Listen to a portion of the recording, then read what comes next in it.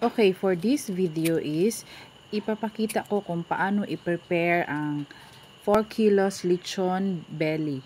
So, nag-prepare na kami ng mga seasoning. So, nilagyan namin ng spring onion, garlic, at sal at saka lemongrass. So, ganyan i-prepare ang belly. Kailangan nakatahi yan siya, tapos nakalock, para pag mag-ikot-ikot na yan siya, hindi siya matanggal sa tuhugan. So, ganyan. Ganyan siya pagkatahi. So, kailangan lakasan ang pagkatali para hindi siya mag-ikot-ikot, hindi siya matanggal pag niluluto na siya. So, ganyan. Yan.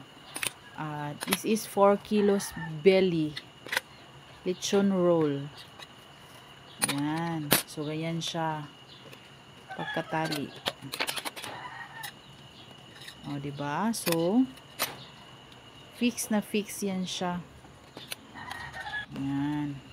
Tali talaga yan siya ng mabuti para perfect ang pagkaluto ng ating lechon belly or lechon roll. So, lock din pagkatapos na ilalock din yan siya. Same as sa pag-start pa lang.